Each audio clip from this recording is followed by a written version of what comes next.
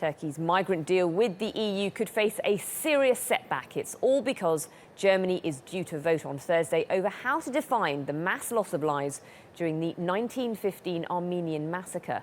German MPs are voting to describe the killings as genocide, but Turkey doesn't want the vote to go ahead. Turkish President Recep Tayyip Erdogan says diplomatic ties with Germany are under threat.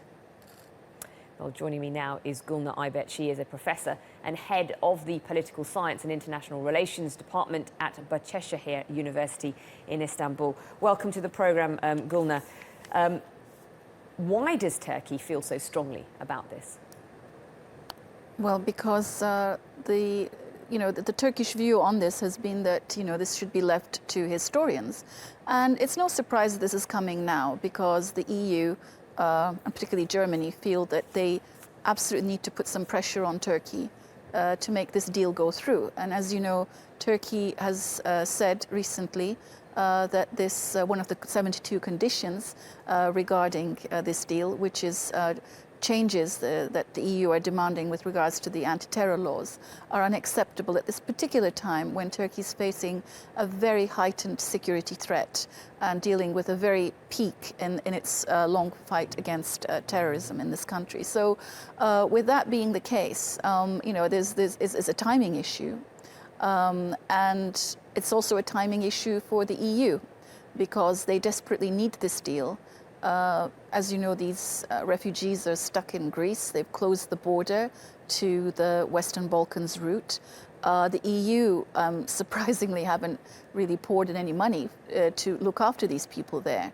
I mean, the conditions are quite dismal when you compare them to the emergency aid that Turkey was able to give to the Syrian refugees in Turkey and still does continue to do so. So the EU have actually have had such a bad record in dealing with this. And the UN and the EU are now at odds with each other. And recently we had the humanitarian summit, and you could clearly see that the international humanitarian system is in disarray. So this is really, a stopgap measure on the part of the EU to deal with a problem that it doesn't want to deal with. So there's an emergency and there's a timing issue there. And this is one way to put pressure on Turkey indirectly. The German Chancellor has invested a huge amount of political time, political capital, you might say, in this migrant deal. Is this likely to be derailed if this vote goes ahead, do you think? It could be, yes.